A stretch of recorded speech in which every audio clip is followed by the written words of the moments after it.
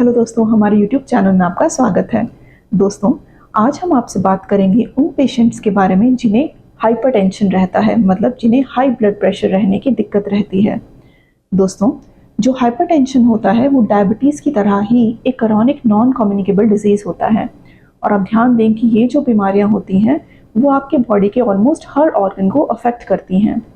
दोस्तों, जब भी हम किसी पेशेंट का ट्रीटमेंट करते हैं जिसे हाई ब्लड प्रेशर रहता हो, तो उस पेशेंट का मैनेजमेंट दो पार्ट्स में डिवाइड किया जाता है। एक पार्ट होता है नॉन फार्माकोलॉजिकल मैनेजमेंट, मतलब जिसमें हम पेशेंट की डाइट कैसी रहेगी और उसका लाइफस्टाइल कैसा रहेगा उस पर फोकस करते हैं। और उसके साथ साथ चलता है फार्माकोलॉजिकल मैनेजमेंट, मतलब पेशेंट कौन कौन सी मेडिसिन खाएगा। आज हम आपसे बात करेंगे नॉन फार्माकोलॉजिकल मैनेजमेंट के बारे में, स्पेशली आपकी डाइट के बारे में। दोस्तों, क्या आप जानते हैं कि जो भी पेशेंट्स जिन्हें हाई ब्लड प्रेशर रहता है उन्हें डॉक्टर सबसे पहले कहते हैं कि आपको अपनी डाइट में नमक की मात्रा कम रखनी है। आज हम आपसे उसी के बारे में डिस्कस करेंगे कि क्या हमारी वर्ल्ड हेल्थ ऑर्गेनाइजेशन की रिकमेंडेशंस हैं कि आपको कितना नमक लेना चाहिए, और उसके साथ साथ आपकी डाइट में क्या क्या चेंजेस लाने चाहिए आपको, ताकि आप अपने ब्लड प्रेशर को कंट्रोल में रख सकें। और हम आपसे बात करेंगे कि आप कैसे पूरे दिन में अननोइंगली बहुत ज़्यादा सोडियम का इंटेक करते रहते हैं, जिसकी वजह से आपको प्रेजेंट या फ्यूचर में हाई ब्लड प्रेशर रहने की दिक्कत रहती है। और हम आपसे कुछ मिसकंसेप्शंस के बारे में बात करेंगे जो आम लोगों में पाए जाते हैं रिगार्डिंग इनटेक ऑफ सॉल्ट। दोस्तों, आप ध्यान दें कि जब भी आप अपने घर में नमक लाते हैं, मतलब सॉल्ट लाते हैं, तो उस सॉल्ट में कितना % सोडियम होता है। ये देखा गया है कि जो भी नमक होता है उसमें 40% बाय वेट सोडियम होता है और 60% बाय वेट क्लोराइड होता है। अब दोस्तों, आप समझेंगे कि आपको डेली कितना सॉल्ट या फिर कितना सोडियम इंटेक रखना चाहिए। जो वर्ल्ड हेल्थ ऑर्गेनाइजेशन है वो कहती है कि जिन भी पेशेंट्स को हाई ब्लड प्रेशर रहने की दिक्कत रहती है उन्हें एक दिन में 2.3 ग्राम्स ऑफ सोडियम लेना चाहिए।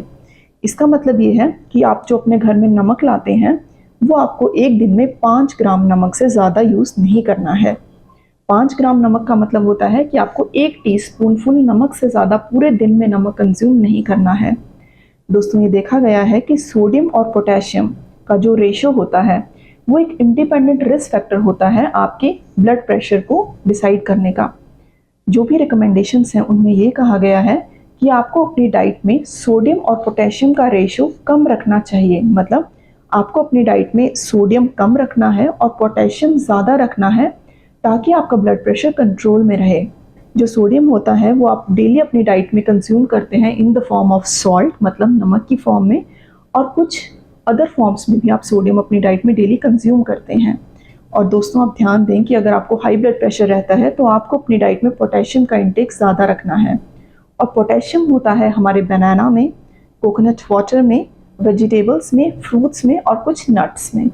इसलिए आप ध्यान दें कि आपको अगर ब्लड प्रेशर की प्रॉब्लम है तो आपको सॉल्ट का अमाउंट एक दिन में 5 ग्राम से कम रखना है, मतलब पूरे दिन में टोटल 1 टीस्पूनफुल से कम आपको नमक रखना है।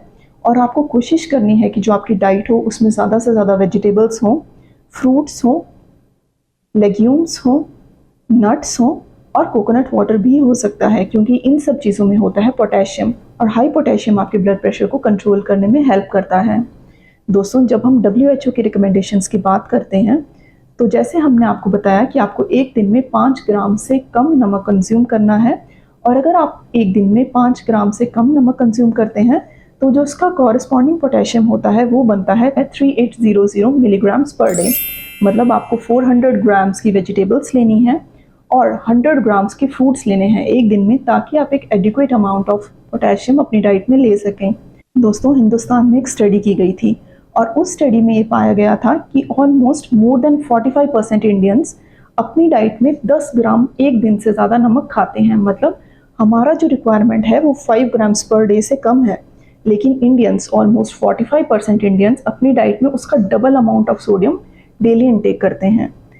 इसलिए हमें हाई ब्लड प्रेशर रहने की दिक्कत ज़्यादा पाई जाती है। और इन स्टडीज़ में ये फाइंडिंग्स इसलिए पाई गई थी क्योंकि हमारी डाइट में जब भी हम कोई पैक्ड फूड खाते हैं या प्रोसेस्ड फूड खाते हैं तो उनमें बहुत ज़्यादा अमाउंट ऑफ सॉल्ट होता है। जैसे कि अगर हम कोई भी पैक्ड स्नैक्स खाते हैं, सॉस खाते हैं, केचप्स लेते हैं, कोई भी सॉल्टेड नट्स लेते हैं, या फिर कोई भी रेडी टू गो मील लेते हैं और कोई भी प्रोसेस्ड मीट्स या वेजिटेबल लेते हैं, तो उनमें बहुत ही ज़्यादा क्वांटिटी ऑफ सोडियम पाया जाता है। आप ध्यान दें कि जब भी आप कोई पैक्ड चीज़ को ख़रीदते हैं तो उसके आप लेबल को ज़रूर पढ़ें। उस लेबल में ये बताया जाता है कि इसके 1 ग्राम में कितने मिलीग्राम का सोडियम है। आप ध्यान दें कि आप उसका जितना ज़्यादा अमाउंट लेते हैं उतना ज़्यादा सोडियम इंटेक आपकी बॉडी में बढ़ता है, और क्योंकि सोडियम सॉल्ट का 40% होता है, इसका मतलब आपकी बॉडी में सॉल्ट का अमाउंट उससे भी डबल पाया जाता है। दोस्तों, अब आपको पूरे दिन में अपने नमक का अमाउंट 5 ग्राम से कम रखना है। अब ये 5 ग्राम से कम जो आपका डेली इंटेक है सोडियम का, वो आप किसी भी फॉर्म में कम कर सकते हैं। या तो आप टोटल अमाउंट सोडियम का 5 ग्राम मतलब 1 चम्मच, 1 टीस्पून फुल जितना रखें, और साथ में जो भी एडिड सॉल्ट्स की चीज़ें होती हैं उन्हें बंद करें। या फिर आप अपने एडिड सॉल्ट्स का अमाउंट चेक करें और उसके हिसाब से अपने दिन में जो भी आपका सॉल्ट का इंटेक होता है उसे टोटल 5 ग्राम से कम रखिए। दोस्तों, अब हम आपको बताएंगे कि आप कैसे अपनी डाइट में नमक का अमाउंट कम से कम रख सकते हैं।